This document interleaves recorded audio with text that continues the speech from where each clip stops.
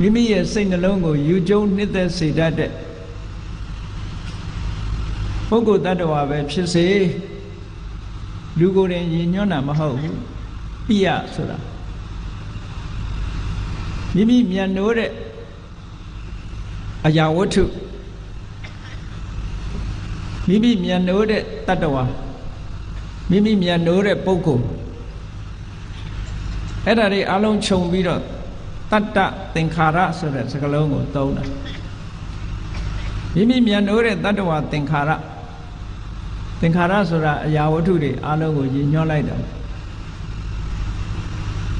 မိမိစိတ်ထဲမှာရှင်းနဲ့နှစ်သက်ပြီးတော့မြတ်နိုးစရာလို့သတ်မှတ်ထားတဲ့တ attva သင်္ခါရတောကကိုဖြစ်ပေါ်စေတတ်တယ်လို့ဆိုတော့ပိယဆိုတာတော့တောကဖြစ်ပေါ်လာစေခြင်းရဲ့အကြောင်းတရားတွေကအာယုံတစ်မျိုးကိုရည်ညွှန်းတဲ့သဘော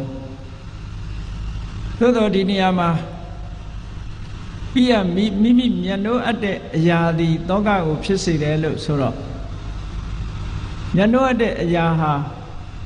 သက်ရှိတ attva ရင်လည်းဖြစ်မယ်သက်မဲ့အရာဝတ္ထုရင်လည်းဖြစ်နိုင်တယ်ပေါ့သို့တော့အဲ့ဒီအရာပေါ်မှာတကယ်ဆိုလိုတာကတော့ထိုမျက်နှိုးအပ်တဲ့အရာမျက်နှိုးအပ်တဲ့ပုဂ္ဂိုလ်ကမိမိကိုတောကဖြစ်စေတာလားလို့ဆိုတော့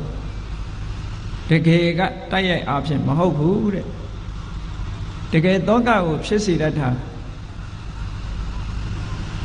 ထိုပစ္စည်းဝတ္ထုကိုမျက်နှိုးတဲ့တွေ့တာတဲ့တဏှာပိယပုဂ္ဂိုလ်ပေါ်မှာချစ်ခင်တွေ့တာတဲ့တဏှာအဲ့ဒီအတွေ့အတာကသာလဲတောကကိုဖြစ်စေတယ်အဲ့တော့မြတ်စွာဘုရားရဲ့အဆုံးအမတော်ဟာဘယ်နေရာပဲဖြစ်ဖြစ်တညီတဲ့တထက်တည်းရှိတယ်ပေါ့ပိယဆိုတာအရာဝတ္ထုနဲ့ပုဂ္ဂိုလ်တ attva ကိုရည်ညွှန်းပေမဲ့လို့အဲ့ဒီအရာဝတ္ထုနဲ့ပုဂ္ဂိုလ်တ attva ပေါ်မှာအစွဲပြုပြီးနေတော့တဏှာရာဂအဲ့ဒီသဘာဝတရားကသာလဲတောကကိုဖြစ်စေတတ်တယ်ဆိုတော့ဒုက္ခသမုဒယဆိုတာတဏှာဆိုတာအလုံးသိပြီးသားပဲလောကမှာရှိတဲ့ဒုက္ခအလုံးကိုဖြစ်ပေါ်စေတာတဏှာပဲဒီတကြောင့်မို့လို့ပိယတော်ဇာယတိသောကောလို့ဆိုတဲ့နေရာမှာတိုက်ရဲ့အတိပ္ပယ်အားဖြင့်မိမိမျက်နှိုးတဲ့အရာဝတ္ထုမျက်နှိုးရတဲ့ပုဂ္ဂိုလ်ပေါ်မှာတွေ့တာဆွဲလမ်းမှုဆိုတဲ့တဏှာသည်လူတွေရဲ့တဏ္ဍာမှာရင်တွင်းပူလောင်မှုလို့ဆိုတဲ့တောကဆိုတာတရားကိုကောက်လိုက်တဲ့အခါကျတော့ဒေါသနဲ့ရှင်တွဲလာတဲ့ဝမ်းနဲ့ကြေကွဲတဲ့ခံစားမှုတစ်ခုပြောတယ်တောကဟာတမန်အားဖြင့်တဏှာရှိတိုင်းတောကဖြစ်လာသလားလို့ဆိုတော့အမြဲတမ်းဖြစ်နေတာလားလို့ဆိုတော့မဟုတ်ဘူးမိမိအနေနဲ့ပိယဝတ္ထုပိယပုဂ္ဂိုလ်ဆုံးရှုံးတော့မယ်တော့မဟုတ်ဆုံးရှုံးသွားပြီဆုံးရှုံးတော့မယ်အနေအထားရောက်နေတယ်တော့မဟုတ်ဆုံးရှုံးသွားပြီဆိုလို့ရှိရင်တောကကိုဖြစ်ပေါ်စေ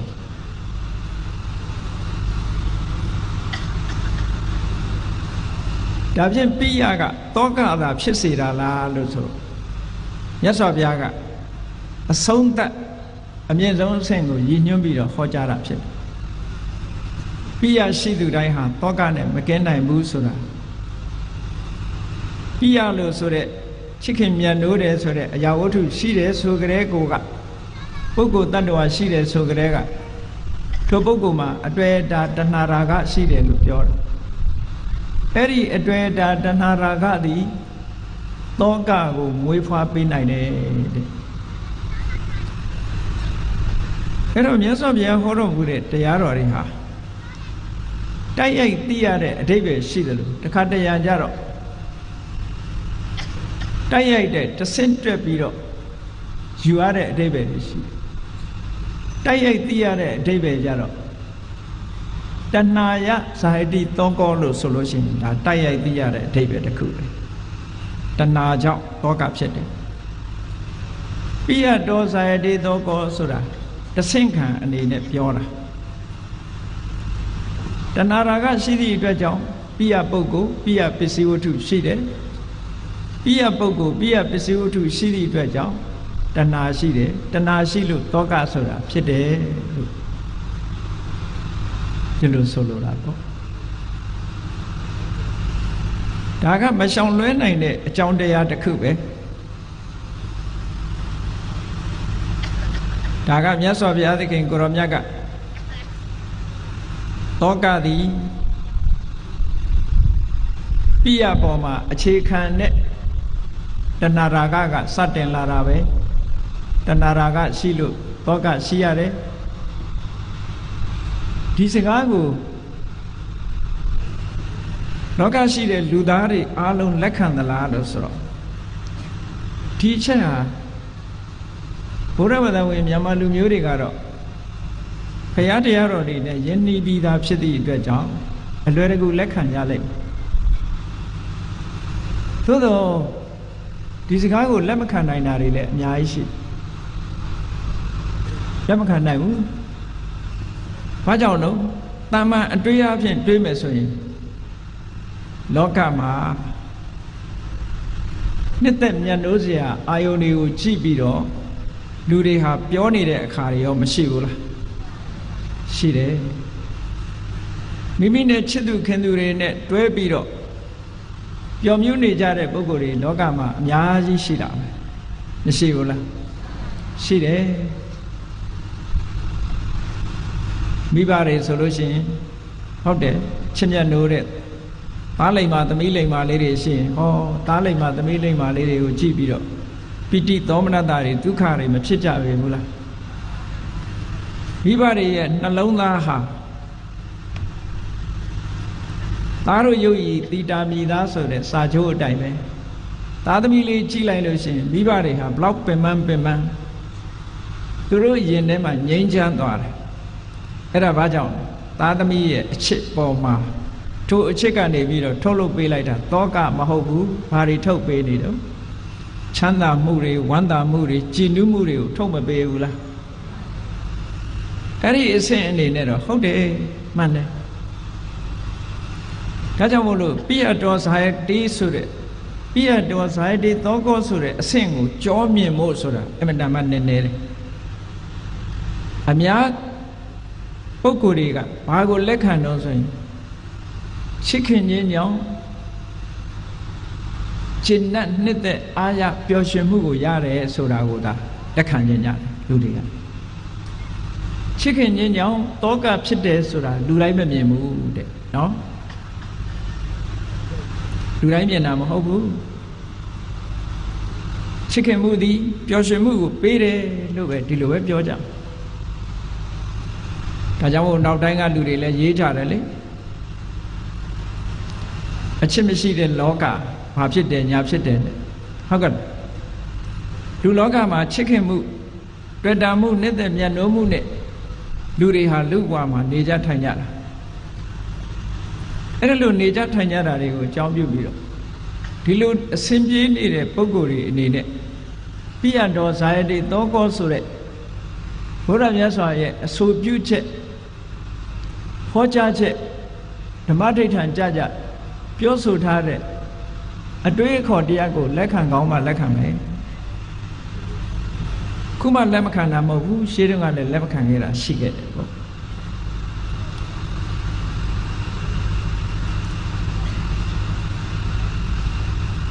အဲ့တော့နံပါတ်1ပိယဆိုတဲ့သဘောတရားလေးကိုအရင်ကြည့်ရအောင်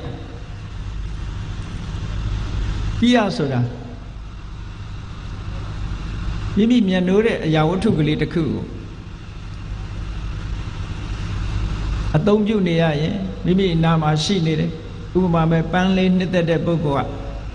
ထိုပန်းပွင့်လေးတွေပန်းအိုးလေးတွေမိမိအနာမှာထားနေလို့ရှိရင်ပျော်ရွှင်ချမ်းမြေ့မှုကိုရတယ်လူအသုံးဆောင်နေတဲ့ကလည်းပဲကိုကြိုက်နှစ်သက်တဲ့အသုံးဆောင်လေးတွေကိုယ်စီမှာရှိနေပဲဆိုရင်ဒါလေးကိုတကြီးကြီးတသားသားနဲ့ပျော်ရွှင်ချမ်းမြေ့မှုကိုရကြတယ် ပုဂ္ဂိုလ်တ attva အနေနဲ့ပြောမယ်ဆိုရင်တရိစ္ဆာန်ချစ်တတ်တဲ့ပုဂ္ဂိုလ်ကြည့်ခွေးကလေးတွေကြောင်လေးတွေအိမ်မှာမွေးထားထိုခွေးကလေးတွေကြောင်ကလေးတွေနဲ့ကာယတွေ့ရအတူတကွနေရဆိုရင်จิตနာပျော်ရွှင်နေတယ်จิตနာနေလူပုဂ္ဂိုလ်ဆိုလဲထို့အတူပဲစိတ်ထဲမှာမြင်နေရကြားနေရတွေ့နေရလို့ရှိရင်စိတ်ရဲ့ကြည်နူးမှုကိုရနေတာတွေမှန်သမျှပြီးရမယ်အဲ့ဒီပြီးရလို့ဆိုတဲ့အရာဝတ္ထုပုဂ္ဂိုလ်တ attva စိတ်ထဲမှာကြည်နူးမှုဆိုတာဖြစ်ပေါ်လာတဲ့အခါမှာထိုကြည်နူးမှုကိုကြိုက်နှစ်သက်တဲ့တွေ့တာဆွဲလန်းတဲ့တဏှာဆိုတာလာတယ်အဲ့ဒီကြိုက်နှစ်သက်တတ်တဲ့တွေ့တာဆွဲလန်းတဲ့တဏှာဆိုတာလာပြီဆိုလို့ရှိရင်မိမိချစ်ခင်အပ်တဲ့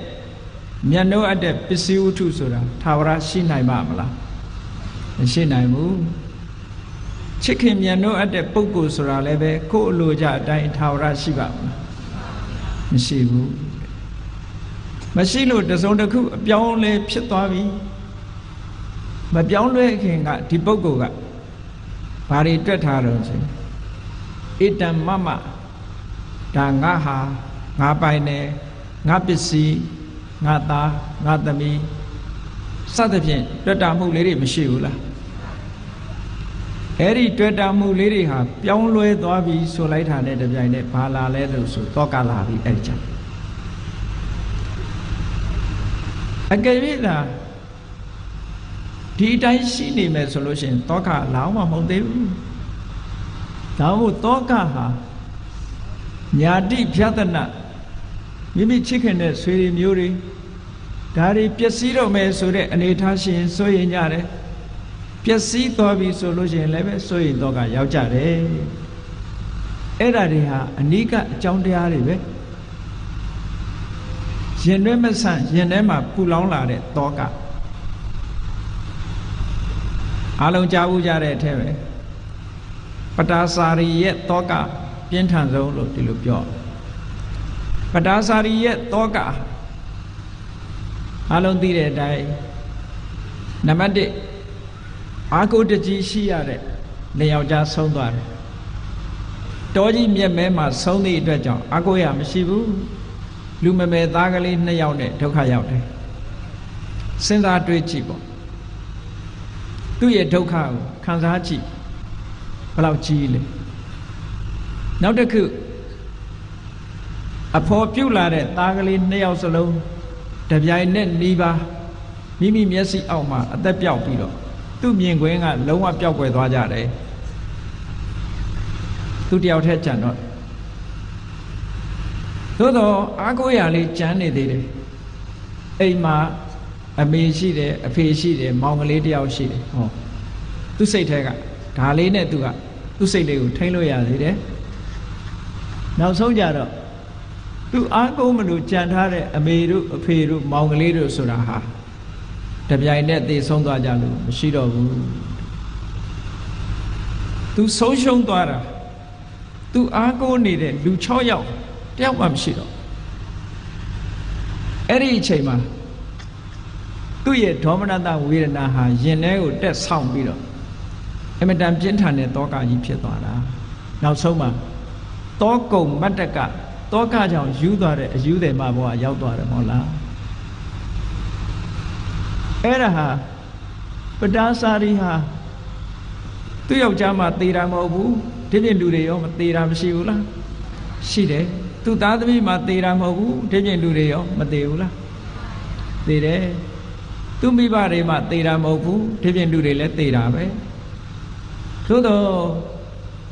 ဒီပြင်ပုဂ္ဂိုလ်တွေကိုသူကထည့်ပြီးမစင်စားဘူးဒီပြင်ပုဂ္ဂိုလ်တွေကသူ့ရဲ့ပိယပုဂ္ဂိုလ်မဟုတ်ဘူးတဲ့ဟုတ်ကဲ့လား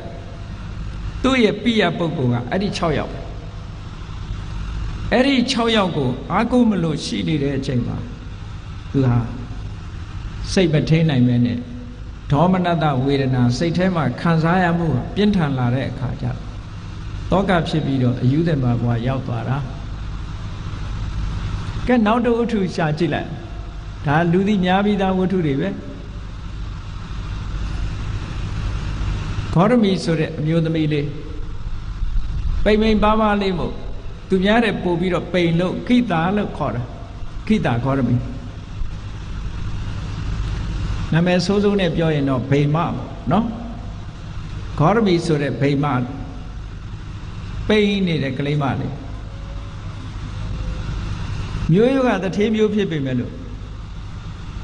ကံမကောင်းအကြောင်းမလားတော့ပစ္စည်းဥစ္စာတွေဆုံးပါသွားပြီးတော့ဆင်းရဲနွမ်းပါတဲ့ဘဝရောက်သွားသို့တော့သူကုသိုလ်ကံလေးကအရှိန်မကုန်သေးတော့တထေးသားတစ်ယောက်နဲ့အိမ်အောင်ကြအိန္ဒိယနိုင်ငံရဲ့ထုံးစံအမျိုးသမီးတစ်ယောက်ဟာမြန်မာပြည်မှာလို့မဟုတ်ဘူးကိုယ့်ယောက်ျားပိုင်ဆိုင်တဲ့ပစ္စည်းတိုင်းဒီအမျိုးသမီးကပိုင်ဆိုင်ခွင့်မရှိဘူးအမျိုးသမီးတွေကအိမ်အောင်ပြုကျင်တယ်ဆိုလို့ရှိရင်ဒီကနေ့တိုင်ပဲအိန္ဒိယမှာဒေါင်ရီဆိုတဲ့စနစ်ရှိတယ်ဗမာပြည်နဲ့မတူဘူးစနစ်ချင်းဒေါင်ရီဆိုတာအမျိုးသမီးကနေပြီးတော့အမျိုးသားတစ်ယောက်ကိုအိမ်အောင်ပြုတယ်ဆိုကြတဲ့ကဒေါင်ရီပေးရတယ်ပတ်စံတတ်နိုင်မှအိမ်အောင်ပြုလို့ရတယ်သူတို့ခက်ကနော်ပြီးတော့အဲ့ဒီအမျိုးသမီးဟာသားသမီးမထွန်းကားဘူးဆိုလို့ရှိရင်ဒီပစ္စည်းတွေပိုင်ခွင့်မရှိဘူးသားသမီးထွန်းကားမှပိုင်ခွင့်ရှိတယ်ဒီလိုဆင်းရဲသမားဘဝရောက်ပြီးတော့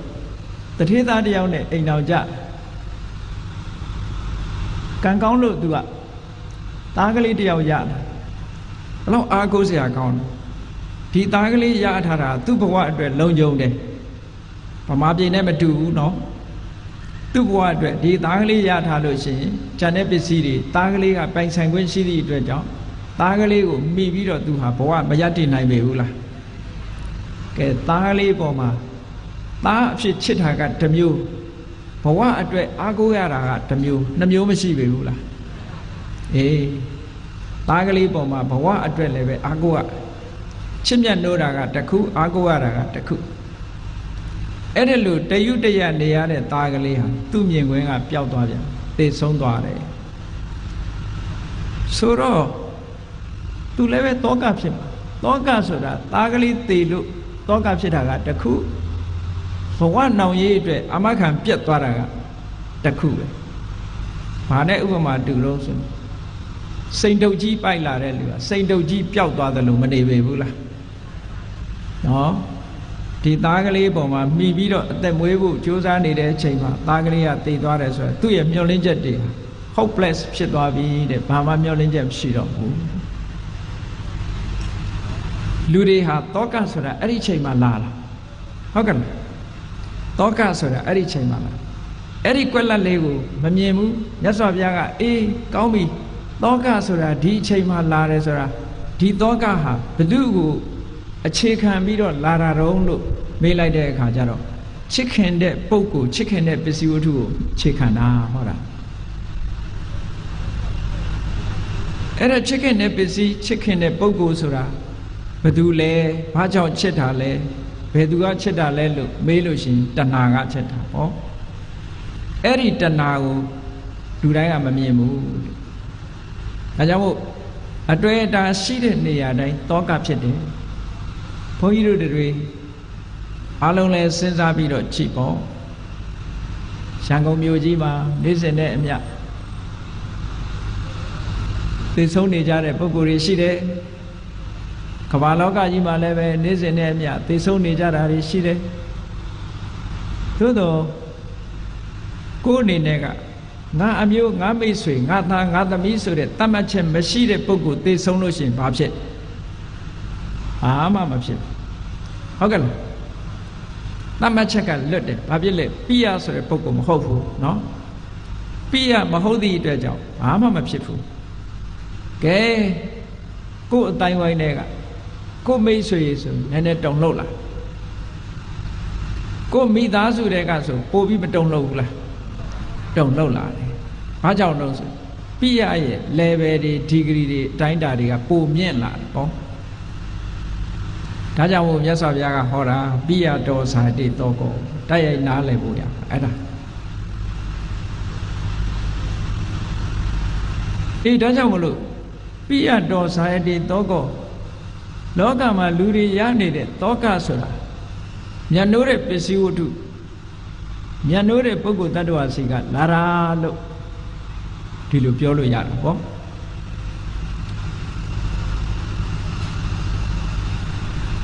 ဒါနဲ့ပတ်သက်ပြီးတော့မစ္စည်းမနိကေ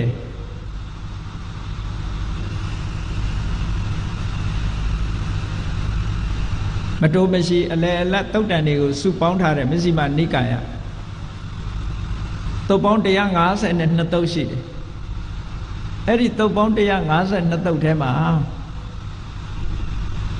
ပိယဇာတိကတုတ်ဆိုတာမြတ်စွာဘုရားဟောထားတာရှိတယ်အဲ့ဒီပိယဇာတိကတုတ်မှာဟောထားတဲ့စကားလုံးလေးကပါတယ်ပိယဇာတိကသောကပရိဒေဝဒုက္ခဒေါမနတုပါယတာပိယပဘဝဒါမြတ်စွာဘုရားဟောတဲ့စကားလုံးလေးအဓိပ္ပာယ်ကသောကဆိုတဲ့ဆိုရိမ်မှုပရိဒေဝဆိုတဲ့ငိုကြွေးရမှုဒုက္ခလို့ဆိုတဲ့ကိုယ်ဆင်းရဲရမှုဒေါမနတလို့ဆိုတဲ့စိတ်ဆင်းရဲရမှုဥပါယတလို့ဆိုတဲ့စိတ်ပင်ပန်းမှုဒေါသဒီဒုက္ခတွေဟာချစ်ခင်မှုကြောင့်ဖြစ်လာတာချစ်ခင်မှုကအစပြိုးလာတာလို့ရသော်ဗျာဒီလိုခေါ်တယ်အဲ့တော့ပိယတောဇာယတိသောကောဆိုတာ ਨੇ တစ်ထပ်သေးပါပဲပိယတောဇာယတိသောကောဆိုတာတော့ဓမ္မပဒတွေကဂါထာလေးတွေကဂါထာတစ်ပိုက်ပေါ့အတိပ္ပယ်တူတူပဲရသော်ဗျာကဟောတယ်ဆိုရင်ရခြင်းငိုကြွေးရခြင်းကိုယ်ဆင်းရဲရခြင်းစိတ်မချမ်းမသာဖြစ်ရခြင်းစိတ်နှလုံးပင်ပန်းရခြင်းဆိုတဲ့ဒုက္ခတွေအားလုံးဟာတဲ့ပိယကစလာတာပိယကိုအခြေပြုလာပိယကိုမြစ်ဖြားခံလာပါတယ်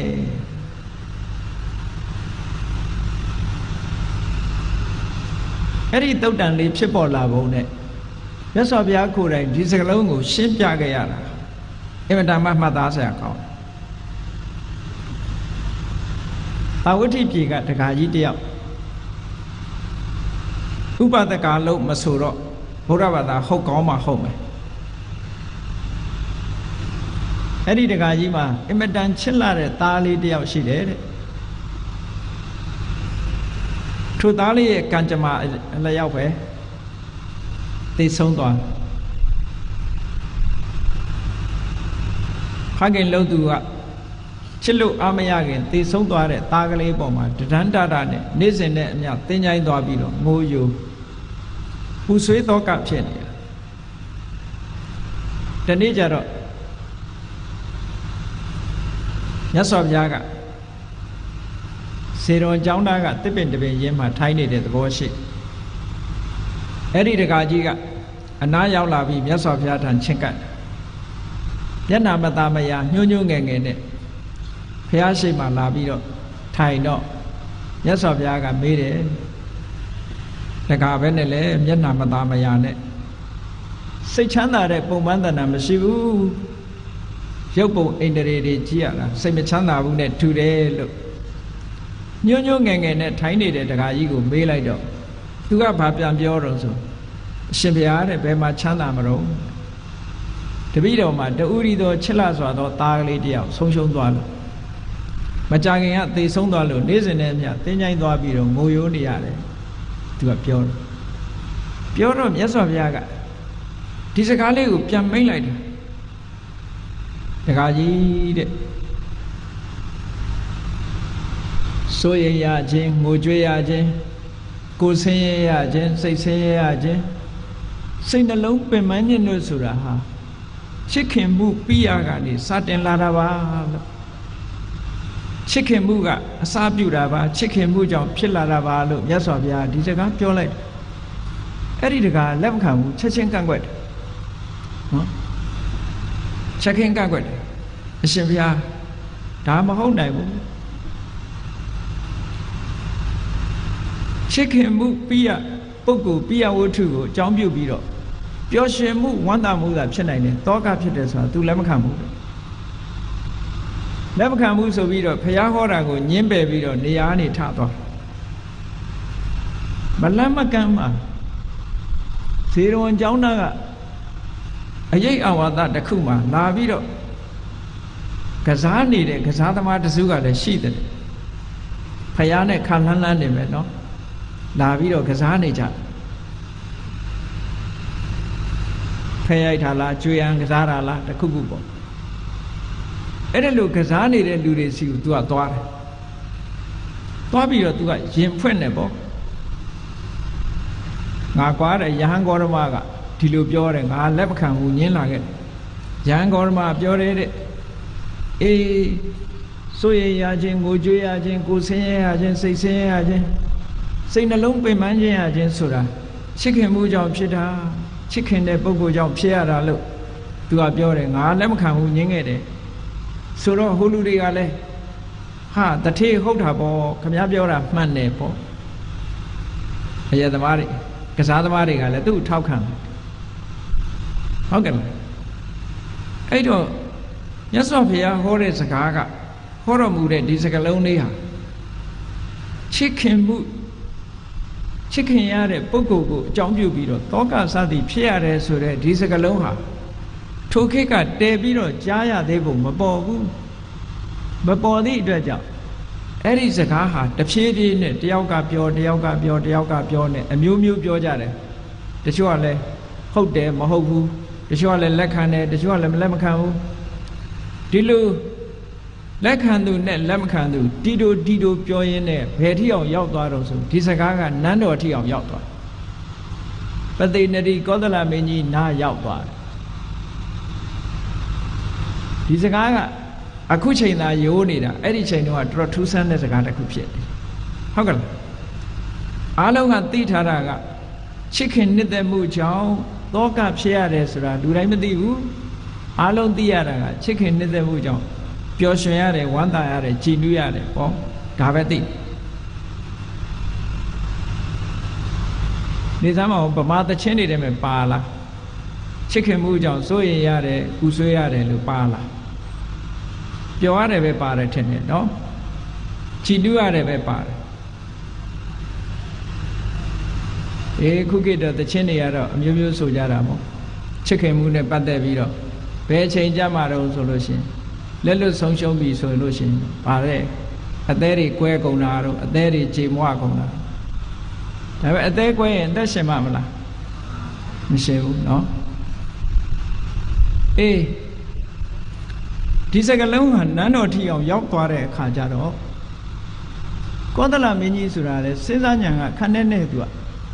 ထောကံမန္တဓာတုကောတဲ့နည်းနည်းလေးတယ်ညာစဉ်းစားဉာဏ်တိတ်မတွက်လက်တော့သူကဘာပြောသူကလည်းပဲချစ်သူခင်သူကြောင့်တောကဖြစ်တယ်ဆိုတာလက်မခံညီညီလက်မခံတော့ဒီစကားကိုမာလိကာမိဘုရားကြီးကိုပြောတယ်မာလိကာတဲ့ယဟန်ဂေါရမကတောကဖြစ်တာဟာချစ်ခင်ခြင်းကစတယ်လို့ဟောနေတယ်တဲ့ဒီစကားတို့နန်းတော်ထဲရောက်လာဒါမဖြစ်နိုင်ဘူးဆိုတော့မာလိကာကဘာပြောတော့ဆိုရှင်မင်းကြီးတဲ့ဘုရားဟောတဲ့စကားဆိုရင်မမှားပါဘူးမြတ်စွာဘုရားတကယ်ဟောရုံမှန်ရင်မမှားဘူးကြည့်ဉာဏ်ရှိတဲ့လူနဲ့မရှိတဲ့လူကွာတယ်နော်ဉာဏ်မရှိတဲ့လူကအပေါ်ယံတွေးကြည့်လိုက်လို့ရှိရင်ချစ်ခင်နှစ်သက်မှုကြောင့်တောကဖြစ်တယ်ဆိုတာလက်မခံဘူးချစ်ခင်နှစ်သက်မှုကြောင့်ပျော်ရတယ်ရွှင်ရတယ်ကျဉ်းရတယ်ကြည်နူးရတယ်ဒါပဲသိတယ်တဆင့်တက်စဉ်းစားရမှာဟိုကဟုတ်ကဲ့လားအဲ့တော့မာဏိကမိဘုရားကပြောတော့ဘုရင်ကြီးကစိတ်ဆိုးတယ်မင်းကလည်းကွာဆရာနဲ့တပည့်ကြနေတာပဲဆရာတပည့်ဆိုတာတပည့်ကဘာဆရာကပြောလိုက်ဟုတ်ကဲ့ဆရာမနေဘူးလားလူတွေကဟုတ်ကဲ့ဆရာဆရာကိုပြန်မပြောရဲဘူးမမေးရတော့ဟုတ်ကဲ့ဆရာပဲလောက်ကြအဲ့ဒါလိုပဲတဲ့ယဟန်ဂေါရမကဘာပြောလိုက်ဘုရားပြောရင်မှန်တယ်ပဲမင်းကအဲ့ဒါလိုဆိုပြီးတော့ဘုရင်ကြီးကစိတ်ဆိုးတယ်စိတ်ဆိုးတော့မာဏိကမိဘုရားကဒါဘုရားဟောတာဟုတ်မဟုတ် तू confirm လုပ်မယ်ပေါ့ဘုရားဟောတာဆိုရင် မှန်ရမယ်သူကတော့တစ်ထစ်ချယူဆထားအဓိပ္ပာယ်ရှိတယ်သူကိုယ်တိုင်လည်းမဆုံးဖြတ်ဘူးဘုရားဟောတာစစ်မစစ်တမန်တယောက်ကိုလွှတ်လိုက်တယ်နာလိစင်ကဆိုတဲ့ပုံသားကြီးကိုခေါ်တယ်ခေါ်ပြီးတော့ပြောတတ်ဆိုတဲ့ရင်ကြီးကြီးဆက်ဆံတတ်တဲ့နာလိစင်ကကိုဘုရားစီလွှတ်လိုက်တယ်သွားဘုရားစီသွားပြီးတော့ဒီစကားကိုဘုရားဟောတာဟုတ်မဟုတ်သွားပြီးတော့ရှောက်ခိုင်းနာလိစင်ကအကြောင်းတော်သွားပြီးတော့မြတ်စွာဘုရားကိုရှောက်တယ်အရှင်ဘုရားတဲ့ပိယဇာတိကာသောကပရိဒေဝဒုက္ခဒေါမနတုပါယတာပိယပဘဝဆိုတဲ့ပဘဝိကာဆိုတဲ့ဒီစကားကိုအရှင်ဘုရားဟောတာဟုတ်မဟုတ်အရှင်ဘုရားတကယ်ပြောတယ်လားဆိုတော့ဟုတ်တာပေါ့တဲ့ငါပြောလိုက်တယ်တဲ့ဒီစကားဟုတ်တယ်တခါတယောက်ကိုငါပြောလိုက်တာငါပြောတာဟုတ်တယ်ဘာဖြစ်လို့ပြောရတာတုံးဆိုတော့တာဝတိပြည်ကတကယ်ဖြစ်ရ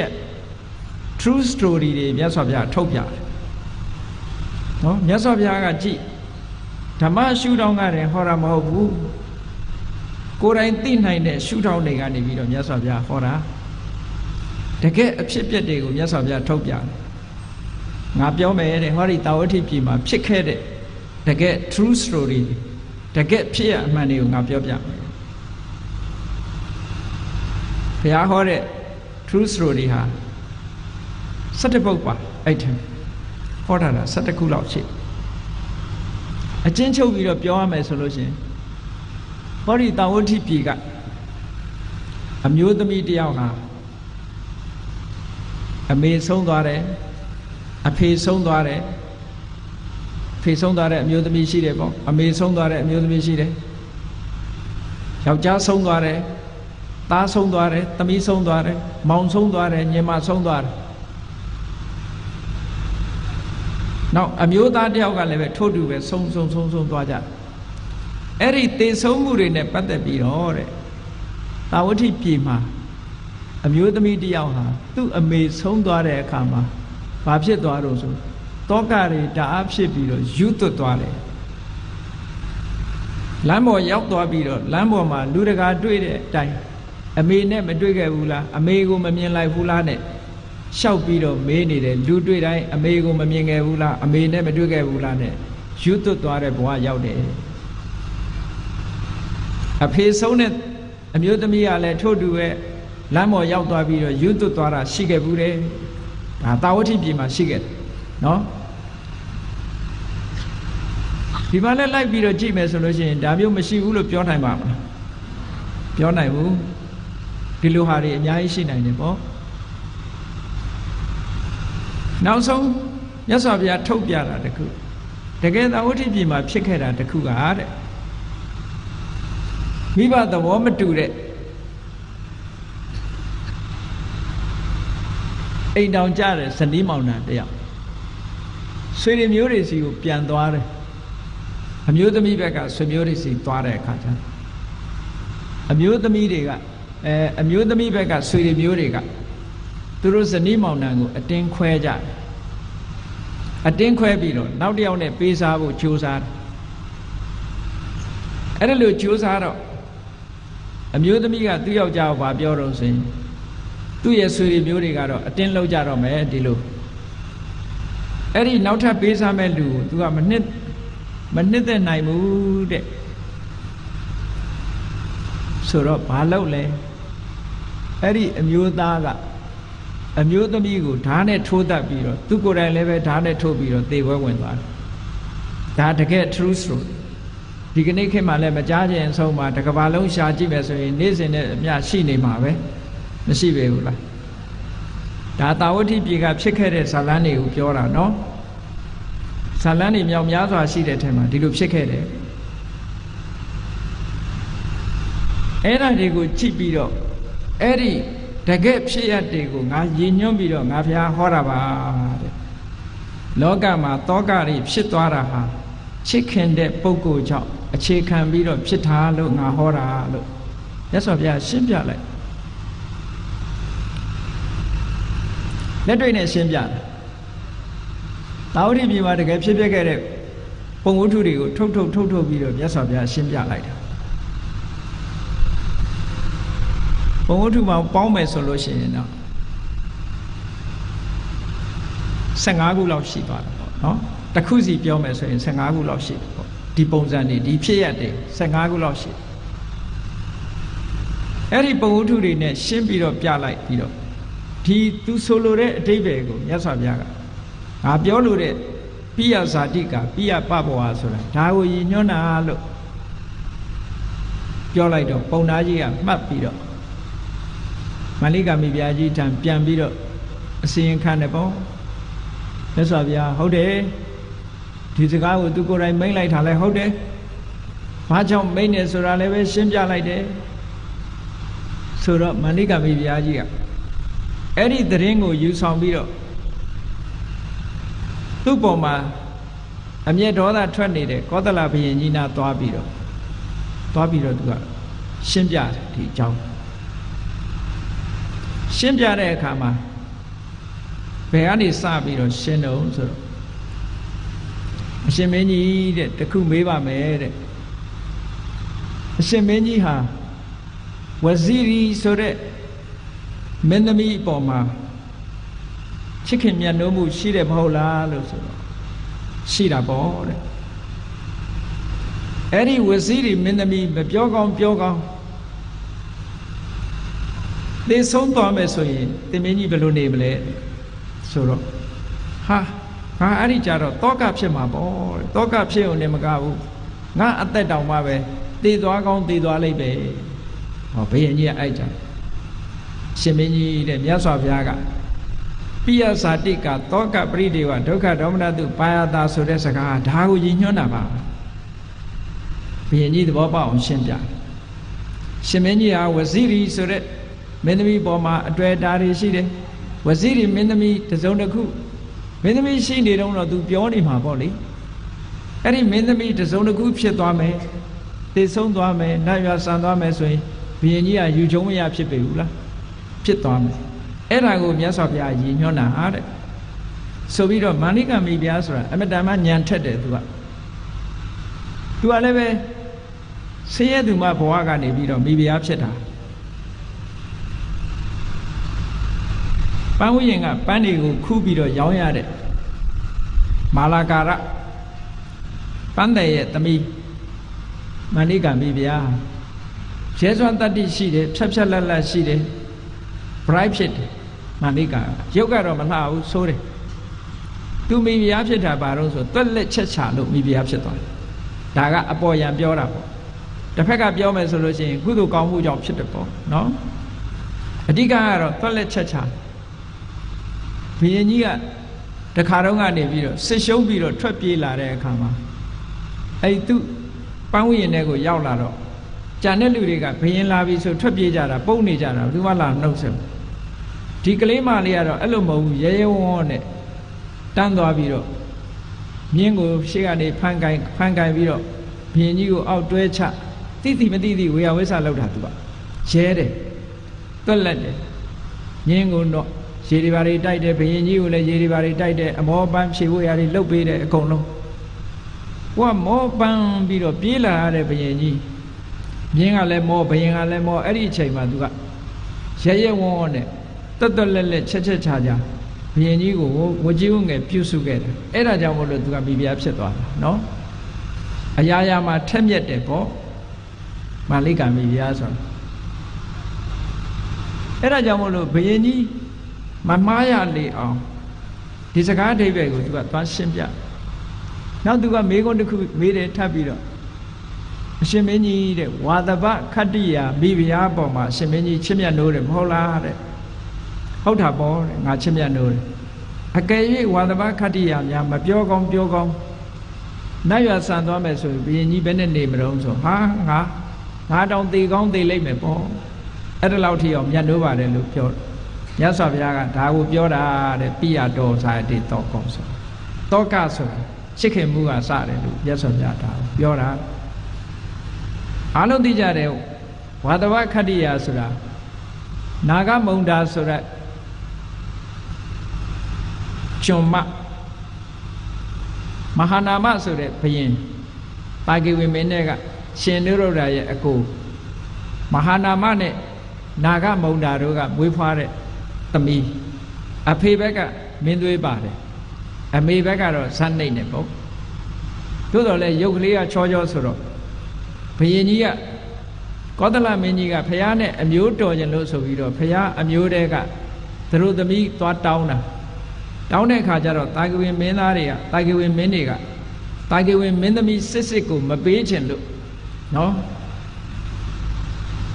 ကာပြားကိုပေးလိုက်တာအစစ်ကိုမပေးဘူးကာပြားကိုပေးလိုက်တယ်အဲ့ဒါဝါသဘခတ္တိယအဲ့ဒီဝါသဘခတ္တိယပုံမှာလည်းပဲဘုရင်ကြီးကအမတန်မှမြတ်နိုးတယ်အေးကောင်းပြီဝါသဘခတ္တိယမိဖုရားကနေမွေးလာတဲ့သားကဝိတတုပလို့ခေါ်တယ်ဒီဇလန်းတွေကဗမာပရိသတ်ကသိတာလေများပါဝိတတုပဆိုတာဘုရင်ကြီးကအမတန်မှချစ်မြတ်နိုးလို့ဝိတတုပကိုသူကစစ်သူကြီးခန့်ထားတာသေနာပတိယာဓုပေးထားတာမင်းသားပဲသေနာပတိဆိုတာတွေကသေနာပတိရဲ့အထက်မှာအိမ်ရှင်မင်းပဲရှိတော့တယ်။နောက်ကြရင်သူကအိမ်ရှင်မင်းသားဖြစ်ပြီးတော့နန်းစီစဉ်ခံစားရမှာပေါ့။အဲ့ဒီအချိန်မှာဝိတတုပကိုသေနာပတိယာဓုပေးထားတယ်။ဒါကြောင့်မို့မာလိကာမိဘုရားကမေးတယ်အရှင်မင်းကြီးတဲ့သားတော်ဝိတတုပမင်းသားသေနာပတိပေါ်ရောရှင်မင်းကြီးကချစ်မြတ်နိုးတယ်မဟုတ်လားဟာချစ်တာပေါ့တဲ့ငါသားလေးအကယ်၍များဝိတတုပမပြောကောင်းပြောကောင်းတစ်ခုခုဖြစ်သွားရင်သင်မင်းကြီးဘယ်လိုနေမလဲလို့ဆိုဟာတောကဖြစ်မှာပေါ့စိုးရိမ်မှာပေါ့ငိုကြွေးရမှာပေါ့နောက်ဆုံးကြမှာမန္လိကာကပြောတာရှင်မင်းကြီးတဲ့ရှင်မင်းကြီးဟာကျမအပေါ်မှာလည်းတာယောဇဉ်ရှိတယ်မဟုတ်လားတဲ့ရှိတယ်အကယ်၍ကျမသိသွားရင်မတဲ့နေမလို့ပေါ့ငါလည်းတောကဖြစ်ရမှာပေါ့မန္လိကာမိဖုရားကအဲ့လိုတစ်ခုစီမေးပြီးတော့ပိယဇာတိကတောကပရိဒေဝဒုက္ခဒေါမနတဥပါယတာပိယပဝါဆိုတဲ့စကားလုံးရဲ့အဓိပ္ပာယ်ကိုတစ်ပိုက်ချင်းရှင်းပြီးတော့ပြလိုက်တော့ဘုရင်ကြီးကအဲ့ဒီကြမှာခင်ချပြီးတော့ဝန္တာအာရနဲ့ခြေလက်တွေဆေးပြီးတော့မြတ်စွာဘုရားရှိရာကိုနှစ်ဖူးလက်အုပ်ချီပြီးတော့နမောတတ၃ကြိမ်ရွတ်တယ်အဲ့ဒီနော်နမောတတရွတ်တဲ့ထဲမှာကောသလမင်းကြီးပါတယ်တို့လူတွေကတော့နေတိုင်းပဲနမောတတရွတ်နေကြတာပါနော်ဒါပေမဲ့သူတို့ကယင်ထဲကရွတ်တဲ့နမောတတနော်တကယ်ကိုဟုတ်လိုက်တာဆိုပြီးတော့မြတ်စွာဘုရားခုံတော်တွေကိုတကယ်ကိုကြီးညိုပြီးတော့ခြေတွေလက်တွေကိုဆေးပြီးတော့ချက်ချင်းမြတ်စွာဘုရားသခင်ကိုရောမြတ်ရှိတဲ့ဘက်ကိုဥလှဲ့လို့နှစ်ဖူးပေါ်မှာလက်တင်ပြီးတော့လက်အုပ်ချီပြီးတော့မြတ်စွာဘုရားကိုရှ िख ိုးတာတဲ့နမောတတ၃ကြိမ်ရွတ်ပြီးတော့ရှ िख ိုးတယ်လို့အဲ့ဒါကမစ္စည်းမနိကေမှာလာတဲ့ပိယဇာတိကတုတ်ရဲ့အဆိုပဲမူရင်းကျမ်းကိုဖတ်ချင်လို့ရှိရင်မစ္စည်းမပန္နာတမြန်မာပြန်ကိုဖတ်ကြည့်အဲ့ဒီနော်မူရင်းကျမ်းကဒီတိုင်းပဲဆိုတယ်ဒီဒါကြောင့်မို့လို့မြတ်စွာဘုရားသခင်ကိုရောမြတ်ကပိယတောဇာယတိတောကောလောကမှာဒုတွေလူဘဝရလာတဲ့အခါမှာပိယဆိုတဲ့ပစ္စည်းဝတ္ထုတွေပေါ်မှာပုဂ္ဂိုလ်တွေပေါ်မှာပတ္တာမှုတဏှာတွေအားကောင်းလာလေလေတောကဆိုတာတွေများလာလေလေလို့ပိယနဲ့ပတ်သက်လာတဲ့အပြစ်အနာစာတွေကိုမြင်ဖို့အမတန်မှအရေးကြီးပါတယ်မမြင်လို့ရှိရင်မျက်စိစုံမိတ်ပြီးတော့ချစ်ခင်မှုဟာပျော်ရွှင်မှုကိုသာရတယ်လို့ဖြစ်စေနိုင်တယ်လို့စိတ်ထဲမှာယုံကြည်လက်ခံပြီးတော့ချစ်ခင်မှုကိုသာရှာကြမ်းနေကြမယ်ဆိုလို့ရှိရင်တောကလွတ်မြောက်နိုင်လမ်းရှိပါမလားမရှိဘူးဒါကြောင့်မို့မြတ်စွာဘုရားကဟောထားတာဓမ္မပဒမှာလဲမာပိယေဟိတမာခင်းစီအပိယေဟိကုရသနာချစ်သူခင်သူညနှုတ်အပ်တဲ့ပစ္စည်းဥစ္စာတွေနဲ့ငါမဆုံမရစေနဲ့အပိယေဟိကုရသနာအဲ့ဒါလိုပဲချစ်ခင်မြတ်နှုတ်အပ်တာတွေနဲ့မဆုံရသလိုပဲမုန်းစရာတွေနဲ့ဆုံရင်ရောစိတ်မဆင်းရဲဘူးလားဆင်းရဲတယ်အဲ့ဒါဆင်းရဲတာကြတော့သူကတစ်မျိုးဒေါမနတလို့ခေါ်တယ်အဲ့ဒါကြတောကရဲ့ဒေါမနတရဲ့နှစ်ခုပရိစ္ဆသမုပ္ပါမှာသိတယ်နော်ဇာတိပစ္စယသရမရဏ သောကပရိဒေဝဒုက္ခဒေါမနတဥပါယတာတမ္မောတိအဲ့ဒီမှာသောကဆိုတာလေတရားကိုအဖြစ်ဒေါမနတဝေဒနာပဲ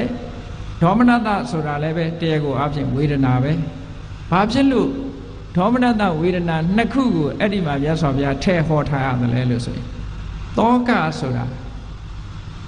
ဆွေတွေမျိုးတွေပျက်စီးမှုသို့မဟုတ်ပျက်စီးပြီးတဲ့အခါပျက်စီးတော့မဲ့အခါလက်လွတ်ဆုံးရှုံးတော့မဲ့အခါဖြစ်ပေါ်လာတဲ့ရှင်တွဲကပူလောင်မှုကိုဖြစ်ပေါ်လာခြင်းမတူကြဘူးဒေါမနတဆိုတာအဲ့ဒီလိုဟာကိုအကြောင်းမပြုဘူးဘာတွေဖြစ်တတ်တုံးဆိုရင်ဒေါမနတဆိုတာစိတ်ဆိုးတဲ့အခါမှာလည်းပဲစိတ်ထဲမှာမကျေနပ်တာတွေမဖြစ်ဘူးလားစိတ်ဆိုးတဲ့အခါမှာလည်းဒေါမနတဝေဒနာလာတယ်ကိုယ်ဆင်းရဲတဲ့အခါမှာလည်းပဲဒေါမနတဝေဒနာခေါင်းကိုက်တယ်သွားကိုက်တယ်နားကိုက်တယ်ထိုဒုက္ခဝေဒနာကိုအကြောင်းပြုပြီးတော့ဒေါမနတစိတ်ဆင်းရဲမှုတွေမလာဘူးလားအဲ့ဒီစိတ်ဆင်းရဲမှုနဲ့ခုနကသာသမီနဲ့ပတ်သက်တာတို့ပစ္စည်းဥစ္စာတို့နဲ့ပတ်သက်တဲ့သောကနဲ့မတူဘူးဟုတ်ကဲ့လားမတူလို့ဒေါမနတဝေဒနာချင်းတူပေမဲ့လို့မြတ်စွာဘုရားကဖြစ်ပေါ်လာတဲ့ပုံပန်းတဏ္ဍာမတူသည့်အတွက်ကြောင့်နှစ်နေရာဟောထားတယ်လို့ဒီလိုမှတ်ရဒါကြောင့်မို့လို့ဒေါမနတဝေဒနာတို့ဒီလိုဖြစ်တာအဲ့ဒီမှာမုန်းတဲ့ပုဂ္ဂိုလ်နဲ့တွေ့ရပြီကိုမနစ်မြို့တာတွေနဲ့ဆုံရပြီဆုံစည်းရပြီဆိုလို့ရှိရင်လည်းပဲဒုက္ခဖြစ်တတ်တာမို့မြတ်စွာဘုရားကမာပိယေဟိတမာကင်စီအပိယေဟိကုရသနာချစ်ခင်မြတ်နိုးအပ်တဲ့အရာတွေပုဂ္ဂိုလ်တ attva တွေနဲ့မဆုံပါစေနဲ့မုန်းစရာပုဂ္ဂိုလ်တွေနဲ့လည်းဘယ်တော့မှပုဂ္ဂိုလ်တ attva တွေနဲ့လည်းဘယ်တော့မှမဆုံပါစေနဲ့သင်္ခါရတရားတွေနဲ့လည်းဘယ်တော့မှမဆုံပါစေနဲ့ဘာဖြစ်လို့လဲပိယနာအဋ္ဌတနံဒုက္ခံအပိယနိစ္စဓတနံချစ်ခင်နေတဲ့နှစ်သက်မြတ်နိုးနေတဲ့တ attva သင်္ခါရတွေကိုမမြင်ရဘူးဆိုရင်စိတ်ဆင်းရဲတယ်ပေါ့မုန်းတီးစရာကောင်းတဲ့တ attva သင်္ခါရတွေနဲ့စုံစည်းနေရလို့ရှင်လည်းဆင်းရဲတာတူတူပဲဟုတ်ကဲ့လားမုန်းတဲ့လူတွေ့နေရတာနဲ့ချစ်ခင်တဲ့လူမတွေ့ရတာဟာဒုက္ခဖြစ်တာချင်းမတူဘူးလားတူတာကြောင့်မို့လို့ဒါဖြင့်ချစ်တာလည်းမကောင်းမုန်းတာလည်းမကောင်းဒီလိုဆိုလို့တယ်ပေါ့နော်နောက်ဆုံးကြတော့မြတ်စွာဘုရားတတ္တမပိယနကရိယာထချစ်ခင်မှုမြတ်နိုးမှုဆိုတဲ့တဏှာရာဂတွေမဖြစ်စေသင့်ဘူးတဲ့ဘာဖြစ်လို့တော့ပိယပါယောဟိပါပကောချစ်ခင်နှစ်သက်တဲ့အရာတွေတ attva သင်္ခါရတွေနဲ့ခွဲခွာသွားရပြီဆိုရင်အမတန်မှပူပန်ဆင်းရဲရတယ်ဒုက္ခရောက်ရတယ်ဆိုးရတယ်တဲ့အေးယဟန္တာပုဂ္ဂိုလ်တွေကြတော့ခန္ဓာတေတံနဝိဇန္တိဟိတဝါပိယချစ်ချင်းမုန်းချင်းနှမျိုးလုံးကိုဖယ်ရှားပြစ်နိုင်တဲ့ပုဂ္ဂိုလ်အတွေ့အတာတွေမရှိတော့ဘူးဆိုလို့ရှိရင်ထိုပုဂ္ဂိုလ်တွေဟာဘလောက်ငြိမ်းချမ်းမလဲစဉ်းစားကြည့်ပေါ့နော်ချစ်ခင်မှုကတောကကိုဖြစ်စေတယ်မုန်းတာကဒေါမနတကိုဖြစ်စေတယ်အဲ့ဒီနှစ်ခုစလုံးဟာကောင်းကျိုးကိုမပေးဘူးဆိုးကျိုးတွေကြီးပဲပေးတယ်ဒါကြောင့်မို့လို့ချစ်ချင်းမုန်းချင်းဆိုတဲ့ဒီနှလုံးဟာလုံးဝမကောင်းဘူးတဲ့ဒါတွေပေါ်မှာညီးငွေ့တဲ့တယ်လို့မြတ်စွာဘုရားကဒီလိုဟောလို့ရဖြစ်တယ်ပေါ့ဒါဖြင့်တပည့်တော်တို့ချစ်ခင်မြတ်နိုးမှုမရှိဘဲနဲ့လောကကြီးမှာနေလို့ရပါမလားလို့ဆိုနေလို့ရပါတယ်ဘယ်လိုလုပ်ပြီးတော့နေလို့ရမလဲဆိုလို့ရှိရင်ကြည်လေချစ်ခင်မှုနဲ့အလားတန်တူတဲ့မေတ္တာနဲ့လောကကြီးကိုတိဆောက်ထားမယ်ဆိုလို့ရှိရင်ခုနပြောတာလို့မေတ္တာတရားအခြေခံထားလိုက်ပြီဆိုလို့ရှိရင်မုန်းစရာပုဂ္ဂိုလ်ဆိုတာရှိအောင်မလားချစ်စရာပုဂ္ဂိုလ်မရှိတော့သလိုမုန်းစရာပုဂ္ဂိုလ်ဆိုတာလည်းမရှိဘူးသို့တော့ဘယ်သူကမှလည်းမမုန်းဘူးဘယ်သူကမှလည်းမချစ်ဘူးဆိုတဲ့ဒီတည်ငြိမ်တဲ့အနေအထားလေးတစ်ခုကိုဘုန်းကြီးတို့တွေမရောက်မချင်းတောကဆိုတာဘုန်းကြီးတို့တဏ္ဍာကနေပြီးတော့ကင်းအောင်လုပ်နိုင်ကြမှာမဟုတ်ဘူးတဲ့ဒါကြောင့်မို့တွေ့တာမှုဆိုတဲ့တဏှာရှိတဲ့နေရာမှန်သမျှတောကဆိုတာလာမှာပဲနော် where there is attachment there is worry ဆို attachment ရှိတဲ့နေရာ worry ဆိုတဲ့တောကလာမှာပဲ တောကကိုမလိုချင်ဘူးဖယ်ရှားခြင်းနဲ့ဆိုလို့ရှိရင်ချစ်ခင်မြတ်နိုးမှုပေါ်မှာတွေ့တာနေတဲ့တဏှာကိုဖယ်ရှားကြရမှာဖြစ်ပါတယ်တဏှာကိုမဖယ်ဘဲနဲ့တောကကလွတ်တဲ့နည်းမရှိဘူးတဲ့ဟုတ်ကဲ့လားဒါကြောင့်မို့လို့ဘုရားမြတ်စွာကနောက်ဆုံးမှာကြတော့ဟိတဝါပိယချစ်ချင်းမုန်းခြင်းနှစ်ခုလုံးကိုစွန့်ဆိုတာဘာပြောတာလဲဆိုရင်တဏှာကိုလည်းစွန့်ဒေါသကိုလည်းစွန့်ဟောဒီလောဘနဲ့ဒေါသဒီနှစ်ခုဖယ်ရှားလိုက်နိုင်ပြီဆိုလို့ရှိရင်ဘုန်းကြီးတို့ကအမတန်မှငြိမ်းချမ်းတဲ့ဘဝတစ်ခုကိုရောက်ရှိပြီးတော့သွားမှာပါစိတ်ဓာတ်ရဲ့ငြိမ်းချမ်းမှုကိုတကယ်ရချင်ပြီဆိုလို့ရှိရင်ဒီတရားနှစ်ပါးကိုလျှော့ချရင်လျှော့ချနိုင်တဲ့လောက်ချမ်းသာဒုက္ခရမယ်လုံးဝဖယ်ရှားနိုင်လို့ရှိရင်လုံးဝချမ်းသာဒုက္ခရမယ်ဆိုတာကိုဘုန်းကြီးတို့တွေအားလုံးသဘောပေါက်ပြီးတော့ပိယအပိယဆိုတဲ့အပေါ်မှာဖြစ်ပေါ်လာတတ်တဲ့တောကနဲ့ဒေါသတို့လောဘနဲ့တဏှာနဲ့ဒေါသတို့ကိုလျှော့ချခြင်းဖြင့်တောကနဲ့ဒေါမနတတို့ကနေအပြည့်တိုင်ငြိမ်းချမ်းတဲ့တရားဓမ္မကိုမိမိတို့ရဲ့ယင်တဲ့နှလုံးထဲမှာရောက်အောင်ကိုယ်စီကိုယ်ငါကြိုးစားအားထုတ်နိုင်ကြပါစေကုန်သတည်း